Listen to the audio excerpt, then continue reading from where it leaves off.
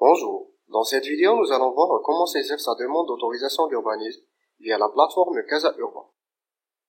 En premier temps, accédez à la plateforme via votre navigateur en saisissant l'adresse URL www.casaurban.ma.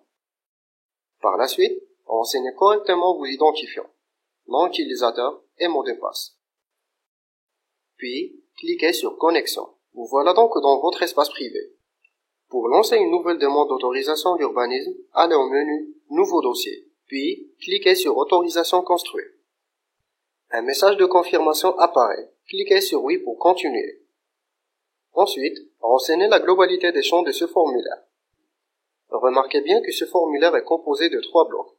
Un premier qui concerne le maître d'ouvrage et l'équipe projet, un second concernant les données projet et un troisième pour la localisation du projet. Commencez par remplir les champs du premier bloc. Sélectionnez la qualité maître d'ouvrage depuis cette liste déroulante. Et pour renseigner le champ maître d'ouvrage, cliquez sur cette icône. Un pop-up s'affiche contenant les informations relatives à ce dernier que vous devriez les remplir. Le champ maître d'ouvrage est une liste qui vous permet de sélectionner les maîtres d'ouvrage qui sont historisés automatiquement lors de vos anciennes créations de projets sur le système. Et une fois que vous sélectionnez une valeur, le reste des champs se renseigne automatiquement. Sinon, cliquez sur cette icône qui va vider et réinitialiser tous les champs afin que vous puissiez les remplir dans le cas d'un nouveau maître d'ouvrage. Le champ catégorie affiche par défaut la valeur personne physique. Et si toutefois vous choisissez l'une des deux autres valeurs, personne morale ou administration publique, le reste des champs changera selon le choix effectué. Et un bloc qui concerne le représentant s'ajoutera que vous devriez remplir ces champs. Vous pouvez aussi ajouter d'autres représentants en cliquant sur cette icône verte, comme vous pouvez les supprimer en cliquant sur cette icône rouge. Une fois ces données sont saisies, cliquez sur Fermer.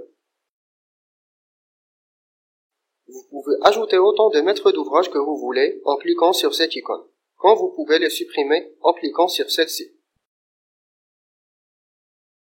Choisissez si c'est un groupement de cabinets ou non. Si c'est oui, un champ s'ajoutera intitulé Autre cabinet, permettant de sélectionner parmi les cabinets enregistrés sur le système. Par la suite, passez au bloc Données projet. Renseignez le champ consistance objet projet, puis sélectionnez la nature projet, le type projet, ainsi que le nombre de niveaux depuis leur liste de valeurs. Le champ catégorie projet se renseigne automatiquement à partir de la combinaison nature et type projet. Afin de vérifier le choix que vous avez effectué, cliquez sur cette icône pour visualiser un extrait du RGC dont figure la définition de chaque catégorie.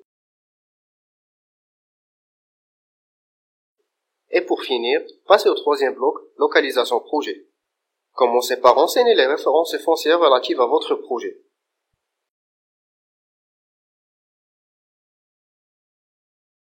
Vous pouvez ajouter d'autres références foncières en cliquant sur le bouton plus et les supprimer en cliquant sur le bouton moins.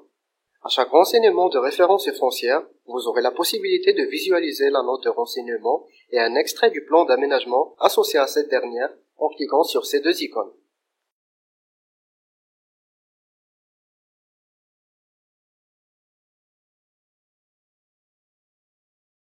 Les champs préfecture, province et commune arrondissement sont renseignés automatiquement à partir de la référence foncière s'ils sont associés. Sinon, renseignez leur valeur depuis leur liste déroulante. Dans le champ surface terrain, la valeur entre crochets est calculée de la surface à base du polygone tracé automatiquement à partir de la même référence foncière sur cette carte. Et pour renseigner toutes les informations relatives à la surface terrain de votre projet, cliquez sur cette icône. Puis, cliquez sur Fermer. Les champs guichet dépôt et guichet traitement se renseignent automatiquement à partir de la combinaison commune arrondissement et catégorie projet. Dans le cas où votre référence foncière ne trace aucun polygone sur la carte, sachez que vous avez la possibilité de le faire manuellement. Désélectionnez le zonage pour que votre carte soit plus visible. Puis, faites passer le curseur sur Dessin et sélectionnez Polygone. Localisez votre projet sur la carte, puis cliquez pour commencer à dessiner le polygone qui le concerne. Puis, double-cliquez pour l'exécuter et remarquez bien qu'un bloc s'ajoute associé à ce tracé qui contient un champ pour ajouter une annotation. Une loupe permettant de zoomer sur le polygone,